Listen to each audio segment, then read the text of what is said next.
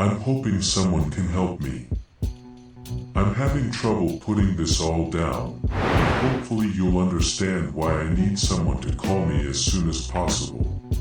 You see, it started about a week ago, just after finishing another late shift. I was planning on driving down my usual route back home. Sadly, the whole road was closed due to roadworks, which meant I had to take the longer country road back. After pulling my frustrated face off my steering wheel, thinking about the 45 minutes of sleep I was actively losing, I turned around to drive through the quiet back roads. While the streetlights faded behind me in the rear view, all I could do was curse under my breath about all the small inconveniences in my bubble that seemed to line up perfectly today. My crappy boss that saw me on the way out the door stopped me to ask, "Could you stay a little longer?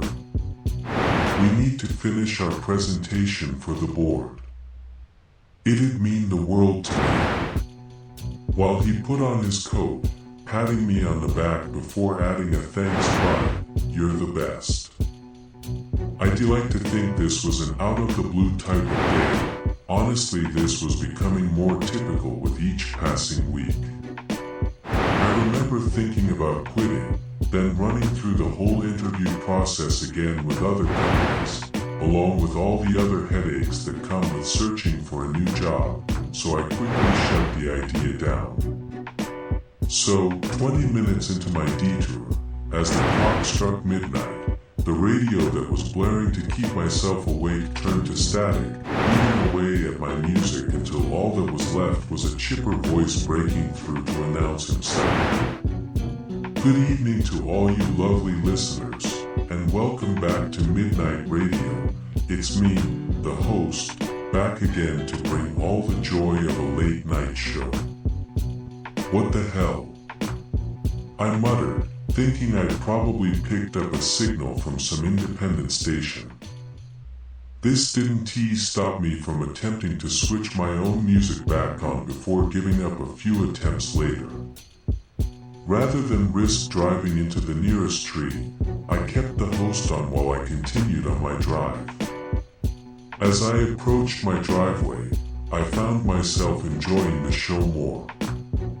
There was new music from bands like Tall Man with the Backbone, $6 Sunglasses, and Jim Jones' Retirement Plan. It was almost 1 o'clock when the host came back on after Tall Man's latest hit Don't Go Looking for My Face finished playing before closing out with, "Well, listeners, we've come to the end. We'll be back tomorrow night with a few new additions to our little radio show, so be sure to tune in. I hope you have a good rest of your night because sometimes it might just be your last. Good night, folks."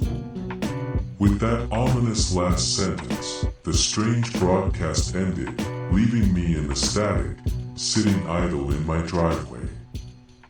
Feeling a lot more relaxed, I sank into my bed, set my alarm for work, then let myself drift off. The next day, I get into work a little later than I planned after sleeping in past my alarm. My boss decided to make a big joke with a fat grin on his face when I walked through the door. Well, look who decided to show up. Maybe lay off the drinking on a work night, at champ. 15 minutes, by the way. I was late by 15 goddamn minutes after doing his overdue work, and I got alive at the Apollo stand-up routine. I centered myself, letting all the awful things that I could do to him fade from my mind. My body's tense muscles loosen as I take a deep breath. You're right. Ha. Anyway, we've got that big presentation coming up. Let's get in there. Yeah, I hate myself too. We walked in to see the heads of the other departments all gathered to hear our new finance plan to help turn this company around.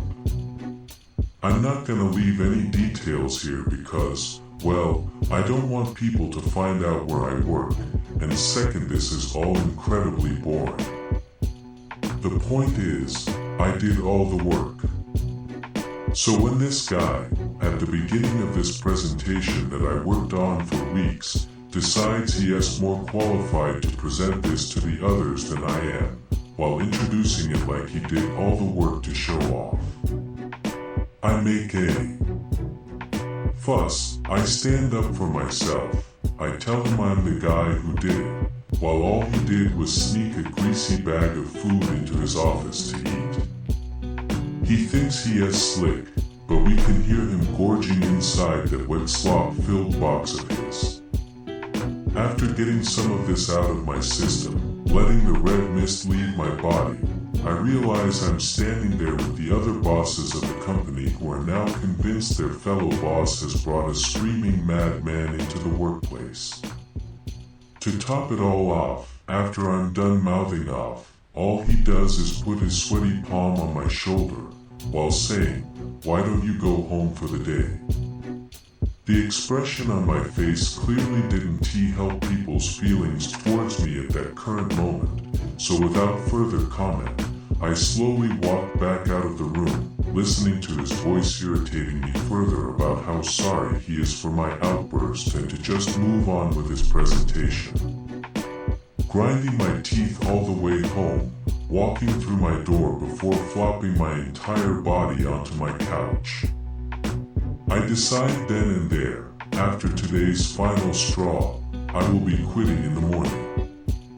Until that happens, I'm gonna drown myself in my feelings. Grabbing the remote, I stick on a movie I've seen 100 times over while trying to imagine what it would be like if I never had to work ever again. A few hours passed by before my phone started pinging with notifications from the workgroup chat. For the first couple of pings, I ignored them, but when they piled up to the point where I thought my phone was going to explode, I relented, picked up my phone to see our whole office going out after work to a bar with pictures of what looked like the best night of this year. People were ecstatic because our boss did a stellar performance, so much so that they all got together and organized an impromptu party to celebrate. Looking up from my phone, eyeing the bottle of Jack that had been waiting for me ever since I walked through the door. I give up. Well, I might as well play the part of the office drunk. After an hour and half a bottle later, I was 3 sheets to the wind. If you had walked past my house to listen, you'd think you'd have heard a great get-together happening. It was right in the middle of not my most beautiful moment when the speakers I set up to play bad music from the early 2000s crackled, popped, and screeched static, then swiftly turned into the late-night greeting from the host. Good evening, listeners. Welcome back to Midnight Radio. Tonight we've got a few more new bands lined up for the next hour. There will also be a little treat for some of our newer listeners at the end of the hour. So stay with us while we get settled into the sound of Motorbike Cascade by the Shredders. I jumped out of my seat at the sound of his announcement. I went over to my speakers while checking my phone for any changes. Nothing had changed on my phone. It was still showing that my playlist was still connected to the speakers. I stood there scratching my head, wondering how the hell this radio station began blaring through. But as I said, I was completely drunk at the time and couldn't be bothered to fix the issue. Instead, I decided to sit down to enjoy the next hour or so before resigning myself to pass out on my couch. What followed was music that topped last night's selection by a mile. For the strange names that they were given, I wrote them off as some new indie bands just pushing their stuff out there. More bands came and went with peculiar names until the last 5 minutes of the show, when everything came to a dead stop. Silence. For about 30 seconds, there was nothing, to to the point where I got up to check if my speakers had just given up. As I reached out to turn them on and off again, the host came back in a flash with more of an upbeat tone than before. Well, folks, we're coming up to that special surprise.